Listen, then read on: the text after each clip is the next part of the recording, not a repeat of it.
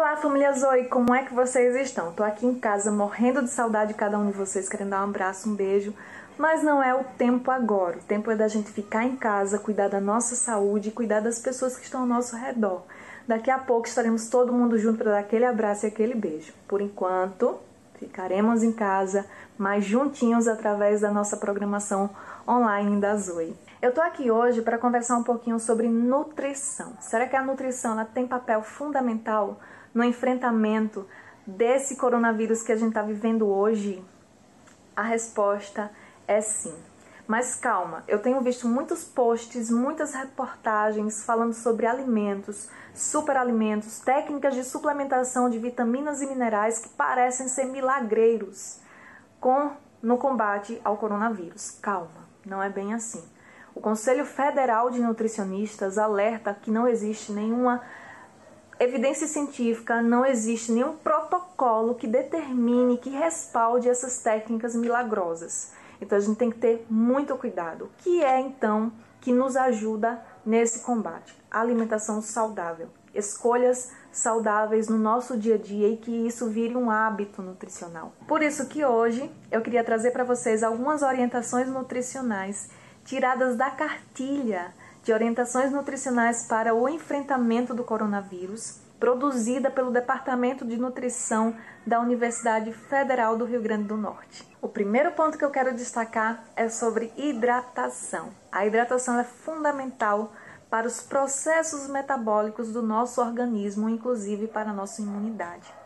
Portanto, tomar água na quantidade adequada é super importante durante o nosso dia a dia para que a gente possa estar fortalecido contra qualquer tipo de infecção, seja o coronavírus ou seja outras infecções. Para saber o quanto de líquido nós devemos ingerir durante o dia é fácil. A recomendação ela vai de 35 a 40 ml por quilo por dia. Então é só você pegar o seu peso e multiplicar por essa recomendação. Eu vou dar um exemplo. Eu peso 64 quilos. Então, para saber o mínimo de água que eu devo ingerir durante o dia, é só pegar os 64 e multiplicar por 35 ml, que dá em torno de 2,2 litros de líquidos por dia. Claro, esse líquido pode ser a água, mas também pode ser sucos ou chás. Eu estou fazendo a minha parte. Ah, uma informação super importante. Se você é como eu e está praticando atividade física dentro de casa, é necessário que essa ingestão seja maior. Então, calcule o seu mínimo e faça um acréscimo para poder compensar a perda de líquido causada pelo suor durante a atividade física. Outro ponto super importante da nutrição é manter a saúde intestinal adequada. O nosso intestino ele é considerado como o maior órgão imunológico do corpo, por isso que precisamos cuidar bem dele. No nosso intestino, nós temos uma comunidade chamada microbiota intestinal. O que é isso? É uma colônia, digamos assim, de bactérias boas que trazem para a gente um fortalecimento imunológico. Por quê? Ela acaba sendo uma barreira de proteção contra os micro-organismos que causam doença que a gente chama de micro-organismos patógenos.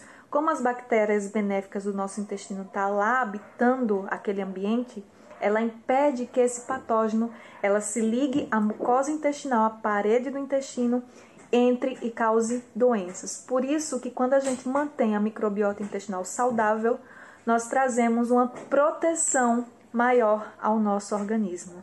Para manter o equilíbrio da microbiota intestinal é necessário a gente ingerir alguns alimentos importantes. O primeiro que eu quero destacar aqui são as fibras prebióticas. As fibras prebióticas ou prebióticos, elas são alimentos, servem de alimentos para essas bactérias que moram no nosso intestino, fazendo com que elas fiquem em equilíbrio. Essas fibras elas estão presentes principalmente em frutas, legumes, verduras e alguns alimentos integrais. Então, para isso, a gente precisa ter uma boa e adequada ingestão desses alimentos. A recomendação da ingestão de frutas, legumes e verduras é de 5 porções ao dia. Claro, a gente vai fazendo isso de acordo com as preparações que a gente vai se alimentando. Uma salada no almoço, uma fruta no café da manhã, nos lanches e Com o passar do dia, a gente vai sim conseguir atingir essas 5 porções diárias. Isso vai ser importante tanto para a promoção, né, da ingestão adequada de vitaminas e minerais, como também das fibras prebióticas. Outro recurso importante que a gente pode utilizar no nosso dia a dia para promover a microbiota intestinal saudável é a ingestão de probióticos. Os probióticos são as próprias bactérias que habitam na microbiota intestinal e que fazem essa barreira de proteção contra os micro-organismos patógenos. São os lactobacilos, são as bifidobactérias. Nós temos hoje, basicamente, 2 principais fontes de probióticos alimentares. A primeira fonte seria os alimentos enriquecidos com probióticos. Geralmente são produtos lácteos, que têm na sua composição probióticos e que a gente pode inserir esses produtos na nossa alimentação para formar um hábito realmente de ingestão desses alimentos, promovendo a microbiota intestinal saudável através da nossa alimentação diária. A segunda fonte desses probióticos seria a própria suplementação dos probióticos. Mas calma, a suplementação ela deve ser orientada e acompanhada por um profissional de nutrição. Então, quais são os alimentos que eu posso introduzir na minha alimentação diária que vai promover esse equilíbrio da microbiota intestinal e deixar o meu intestino fortalecido?